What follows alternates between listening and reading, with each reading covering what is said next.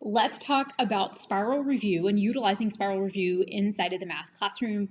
If you're anything like me, you probably know that utilizing spiral review is something that you should be doing. And maybe you do it at the end of the year, but you kind of have a hard time figuring out how to work it into the beginning of the year and make it a part of your everyday classroom routine. When I was entering my third year of teaching, I taught an honors algebra class at junior high level, and I also had two other remedial math classes for 7th and 8th grade math. These were for students who really struggled. And one of the things in that year, my school district decided to adopt a new curriculum. And I didn't like the new curriculum, and we've all been in this boat, right? Fortunately for me, I was able to go to my principal. I said, I don't like this new curriculum. I don't feel like this was created for Texas. I teach in Texas. I don't feel like it was created to meet the Texas standards. I feel like it was created for Common Core and then adapted down to Texas. I don't like it. I'm not happy with this. I don't want to use it. And I had the best principal in the world, and she literally looked at me and she said, you teach whatever you want to teach. You do it however you want to do it. You use whatever curriculum you want to use, whatever resources you want to use, and I'll take the heat for you not using the curriculum that the district purchased. And she did. She said, but I'm trusting you that the scores are going to be good. And that pressure that I felt as a third year teacher, because the last couple of years, my scores had been okay. Like they had been mediocre for honors level algebra. But now it was like the pressure is on, and I have got to make sure that the students know these standards. And so I started implementing spiral review. And when I tell you that my advanced level scores like literally doubled, we went from like 43% of our students scoring advanced level in junior high to, by the time I was finished teaching, like 90% of our students were scoring advanced level. And so it made this major shift. And really the only thing that I changed in that period of time was the amount of spiral review work that I was doing throughout the year. And every single year I would see like, okay, last year it went really well when we did this. Let's do it again. We're going to amp it up. And every year I kicked it up a notch in terms of how much we were spiraling in review throughout the year.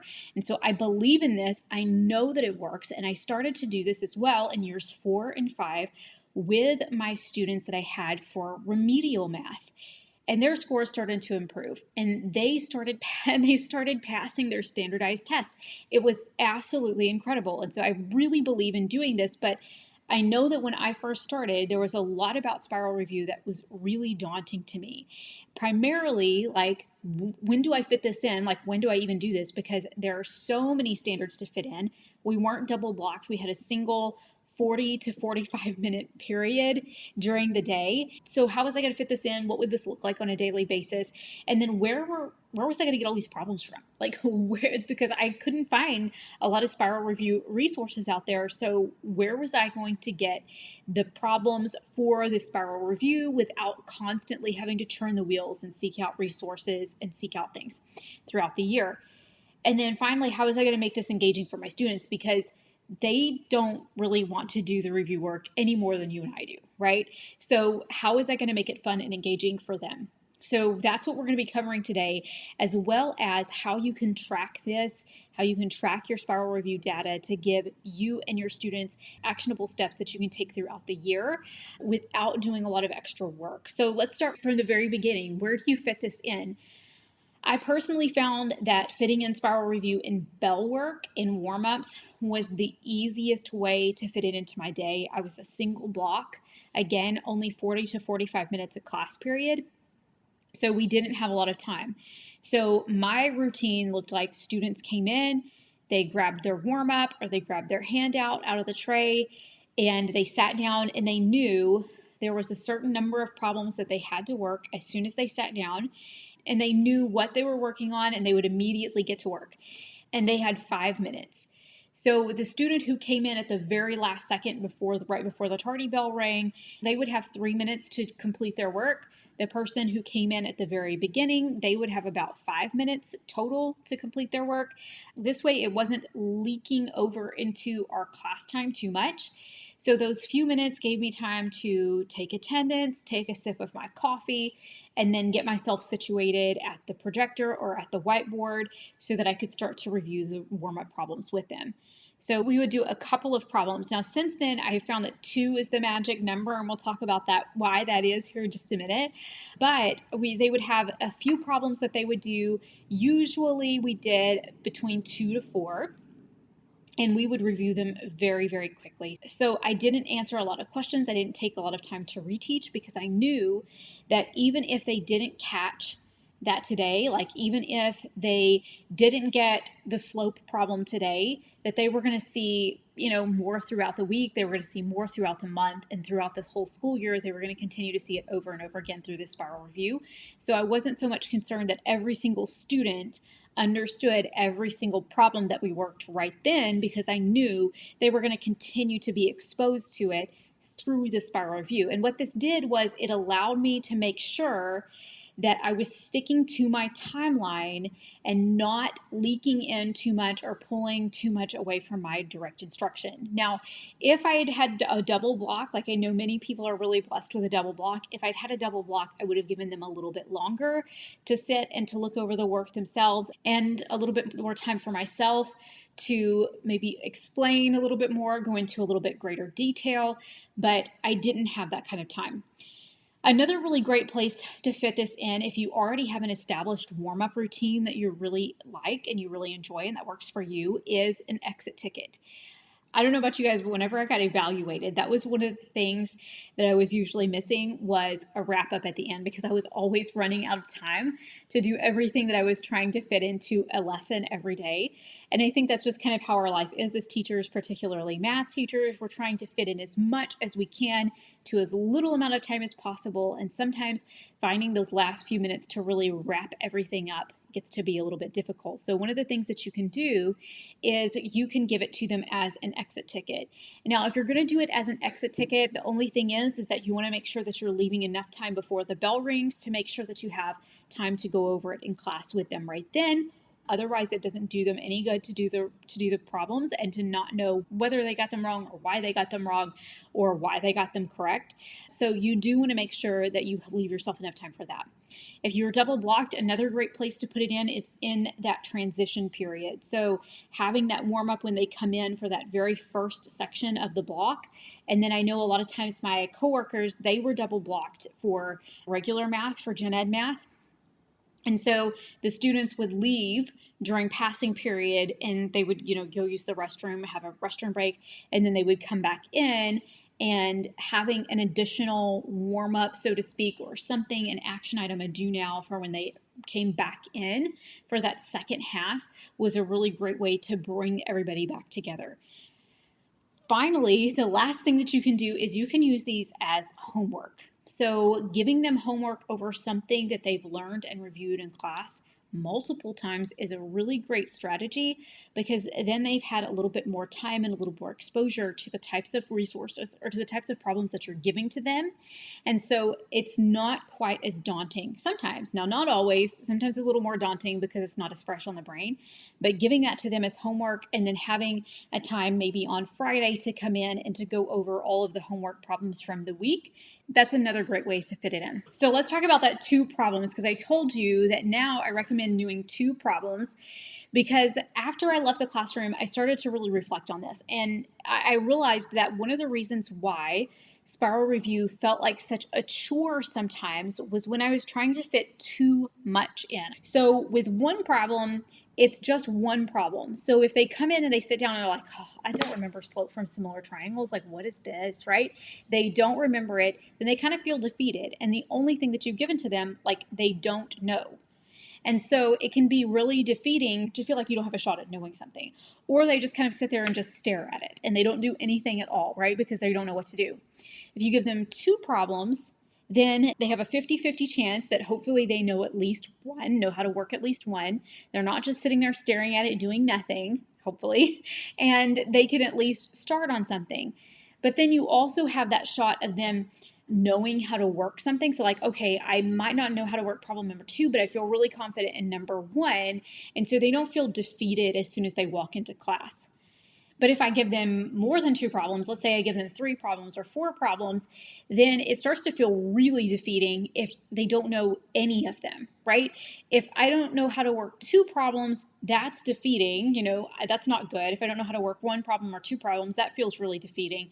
But 3 or 4, I mean, that's really defeating. And the worst part of this is that with 3 or 4 problems, most of the time you don't have the time to really explain and do at least a simple reteach of every single one of those 3 to 4 concepts. So once I branch out beyond 2, then I'm increasing the likelihood that I'm not going to have enough time to truly explain to them how to work each one of those problems. And so not only does the student feel defeated because they don't know how to solve those problems, but they feel even more defeated after you've done a quick explanation and they still don't get it, right? But with 2 problems, we're kind of in that sweet spot. I've got a 50-50 chance that my students are going to know how to do at least one of those problems, hopefully, right? And on the off chance that they don't know how to do either of them, I have enough time to explain to them at least how to do 2 problems, right? And I've got this really nice sweet spot of increasing the likelihood that my student is going to know how to solve at least 1 problem that I've given to them. And I still have enough time to do a pretty thorough review of each of one of those problems, right? So 2 problems is kind of that sweet spot, and that's what I recommend. Now, moving into where are we going to get these 2 problems for every single day, because that can be really daunting. At the end of the year, it's like no big deal, right? Because you've taught them everything, and so you can print off a test, or you can print off a release state test, or you can print off an EOC or something like that, and print off a bunch of those, and you can just have them work 2 problems from each. But during the middle of the school year, it's a little bit more difficult. So one of the things that I would recommend doing would be to go through your standardized test for your state or for wherever you're at, and to pull questions and maybe even just cut and paste them. Like, go old fashioned, print it out, cut and paste, print out a bunch of different tests and fit them into categories. These are things I teach in the first 6 weeks. These are things I teach in the second 6 weeks, third 6 weeks, fourth 6 weeks, so on and so forth, right? So then I know, like, all of these questions I can give at the beginning of the school year. Now, if you live in the state of Texas or in a state that does something similar to this, then what I do is I go to Lead Forward. I'm in Texas, so I go to Lead Forward, and it breaks down old released state tests by standard. So I can choose the standards that I'm currently teaching, and I can print off a bunch of release questions specifically for those standards. You could also do this as leftover questions that you don't get to throughout the year. So I used to just print off a whole bunch of different packets, and sometimes I wouldn't. Now, I know not everybody has an unlimited paper budget and copy budget in your school, but sometimes I would just print off like leftover handouts, like, oh, we didn't get to finish this resource, or we didn't get to finish this lesson, or we didn't get to finish this worksheet. So I'll just kind of staple them all together and put like one nice and neat package together, and I would circle the ones that I wanted them to do. And so I would just like circle day 1, next page, circle day 2, next page, circle day 3, next page, whichever 2 problems I wanted them to do, throw it on the copier, and then I would have it. Was it beautiful? No, it was not beautiful. Okay.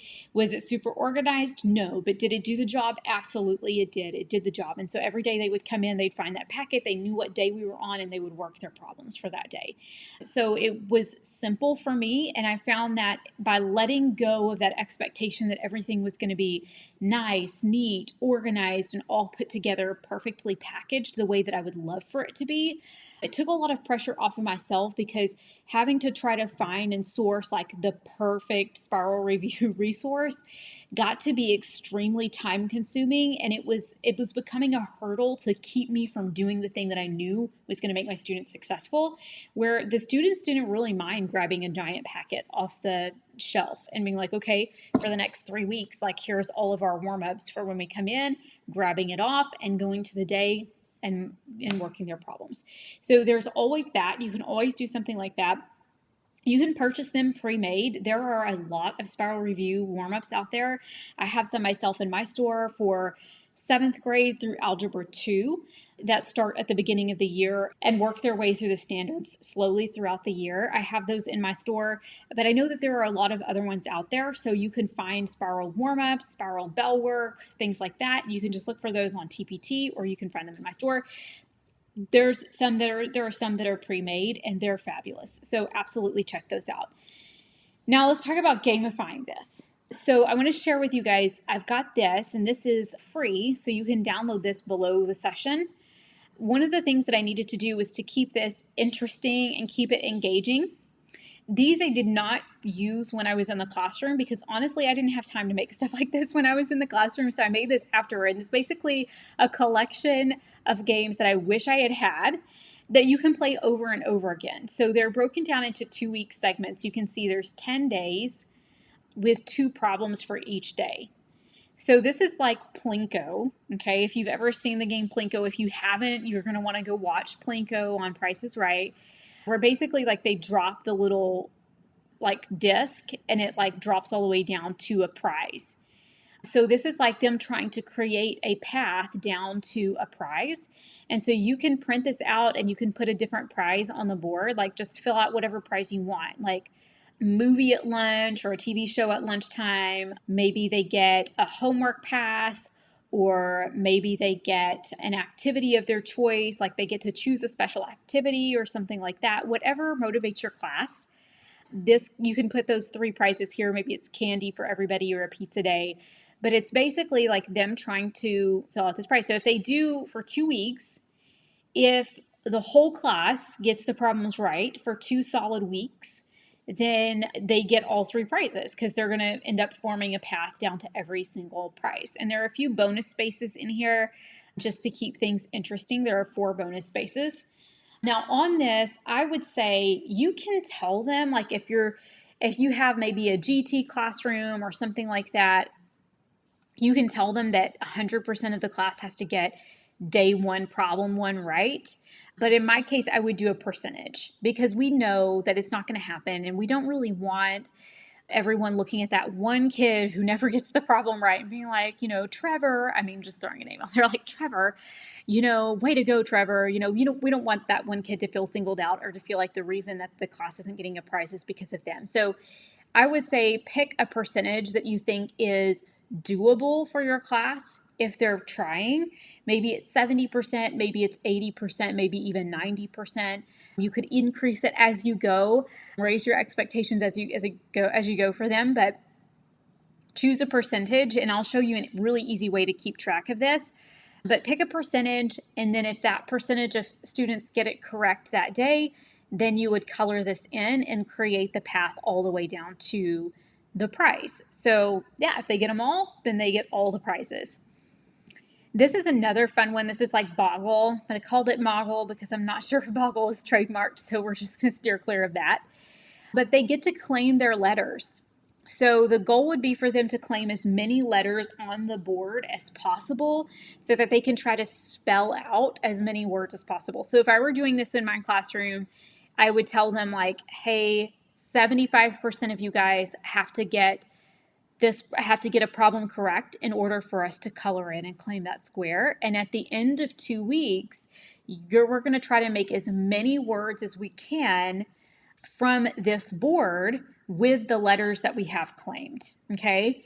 So let's say that they got everything except for A and T. Well, they couldn't use those 2 letters to create words. And I would give them a point value. I would say, if we're able to come up with, because obviously the more letters they can claim, the more words they can create. So if we're able to come up with 30 points worth of words, then we get this small prize, like everybody gets a piece of candy. If we're able to come up with over 50 points worth of words, then everybody gets 2 pieces of candy, or everybody gets a prize from the prize box, or everyone gets a homework pass. If we're able to come up with like over 100 points, then we'll do a pizza party for everybody. So kind of leveling it up so that they're trying to claim as many letters as possible so that they can make as many words as possible and earn as many points as possible. And so it just kind of makes it fun for students each day to be like, okay, like now we've got the letter A, now I can make this word, now I can make wad, things like that. So then the last one is just a simple connect 4. So they need to get 4 in a row to win a prize. So the way that I would do this game would be if you have students who don't do well with delayed gratification. And this is a perfect game because it doesn't take them as long to get 4 in a row, hopefully. So they can get it, I say that, it might still take them a while, but they could get multiple 4 in a row, right? But then after you've started to fill these in, I would just do a small prize because obviously they can get multiples. And then every time they get a new 4 in a row, then everybody gets a piece of candy or something small like that. So this is really great for that. So they can get like lots of opportunities to earn multiple prizes. These, again, you can use them over and over again. So like every 2 weeks, you just start over. It's day one again. And then this is also really great because if you are not doing warm-ups every day, like let's say there's a Tuesday, a random Tuesday thrown in, and you've got a test that day, and so you don't do warm-ups, then you could just skip that day, and the next day is day 3, and the next day is day 4, and so on, right? So that's a really great way to just help motivate them to be paying attention, to be taking it seriously, etc. Another thing that you can do if prizes don't motivate your kids, one thing that really motivated my kids to take the warm-up seriously was that if they came in and they just were staring at their spiraled warm-ups and they're not doing anything and they're like, I don't know this. And I started to realize like the class was getting super apathetic about this, was then like immediately I'd be like, all right, this is going to be a grade today. And I would tell them that about 30 seconds before we went to go grade it. Like, oh, you know what? I think this is going to be a grade today. Let's just take a grade on this, because then they knew like the next time they came in, they were taking their warm up seriously because she could decide at the last second that this is going to be a grade. And so it would get them right back on track to where they needed to be. So let's talk about how to track this so that we can make sure that we're getting the most out of this, because these spiraled warm-ups, these are really great. Like even if we don't track it, this is really great for our students to be exposed to these problems multiple times throughout the year so that we're not just moving from one topic to the next and then never revisiting. But this is also really great for intervention before it becomes a problem, right? And it's also, this was my favorite thing about Spiral Review, is that when I was doing this throughout the year, when it came time to review at the end of the year, I already knew what skills and I already knew what standards they had mastered. I already knew that maybe they didn't need any more work on slope or they didn't need any more work on solving equations. And so we weren't wasting time trying to review standards that they had already mastered. So let me go ahead and I want to share my screen with you guys and I want to show you this data tracking. You can get this down in the link below as well. So I have it set up for 8 periods, 10 days. Again, doing 2 problems, but you can change this out. So you would put the standard that is there for each day. So I'm a last minute Lucy, you guys. Like I'm not a super prepared person. So this would be like I would take roll and I would look at the problems that they were doing that day and I would quickly like, okay, 2 problems, let me write down what those 2 standards are. While they're working on the warm-ups, I'm typing in what the standard is. So this was not something that I did ahead of time. This was something that I was doing while students were literally solving the problems right then. So this doesn't have to be something that requires a lot of prep work. You can do it in the moment as students are working on their problems. And so I would just put the standard in, and then I would come over here and I would put the percentage of students who got it correct in the class. So after reviewing it, if it was like 80%, we type in 80%. And then maybe the next problem was at 64%, so we would type that in. And then if I'm playing the game, then I can use this to go fill in the squares or what have you. But if we're not playing the game, then this is just a really easy way for me to see, okay, this was this standard. I'm not going to freak out that it's 64% right now. And then maybe on day 7, I've got that standard again, so I can see, okay, I might even put this in red. If it's low across the board, like throughout the day, if I'm noticing that this is low, then I could put it in red across the board, or I can put it in red for just that classroom. And then the next time that I have that standard again, that red standard, then I can see like, oh, you know what, that last time it was red. And then if this time it's not red, like this time the students, like the same students who got 64% last time get like 93% this next time, then I know like maybe it was the way that the problem was worded. Maybe they just needed to see it another time, an additional time, like they just needed a refresher on it. But it's not a trend that they're consistently low for this standard. So this helped me like at the end of the week to look back over and see, okay, Was there a standard, or at the end of 2 weeks even, was there a standard that was consistently low? Then if so, maybe when I'm pulling problems for the next 2 weeks, I'm going to put a few more of those questions in, right? I'm going to test that one a few more times and give them some additional exposure to it. Or maybe I'm going to create a standard specific tutorial for after school for students who need a little bit more help with that. Or maybe I'm going to pull a tutorial from online and assign that as homework for them to go and watch that tutorial. There are different things that I can do for intervention at that point when I start to realize that this is a problem. And I'm doing this way before their state testing ever comes, right? Like I'm doing this way before they ever get to the standardized test. And so I'm able to kind of be proactive throughout the year rather than like at the end of the year feeling like, oh no, I've got all of these standards that they're low in, like after a benchmark test or something like that. I've got all of these things to review and I still haven't taught them everything that I'm supposed to teach them this year.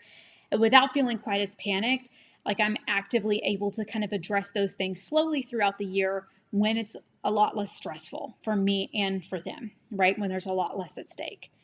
So these are a couple of ways that I really love doing spiraled warm up, both like how I enjoyed fitting it in, incorporating it into my everyday routine, and how we made it a little bit more fun and engaging, and then how I was able to track that data to make sure that I was getting my mileage out of that time that I was setting aside for that spiral review work. If you're a VIP and you purchased a VIP ticket, then you're going to see there's a sample of my spiraled warm-ups as a bonus to all of the VIPs. So make sure you go and download that in the VIP section. And if you are interested in purchasing some spiral review warm-ups, then you could check out the link down inside of the description below, and you can go to my store, or you can find there's a ton of incredible spiral review warm-ups that are out there, or you can exit tickets or whatever you want to call them or whatever you want to use them for, or you can just get creative and you can pull some worksheets together like I did. Definitely no shame in that. Any way that you can get that spiral review in is a good way to get the spiral review in. Thanks so much for being here, you guys. If you have a question, you can drop it down in the comments. I would love to answer that. If you have any additional ideas for games or strategies, please be sure and share those down below because I would love to hear those from you. Thanks so much for being here. Bye.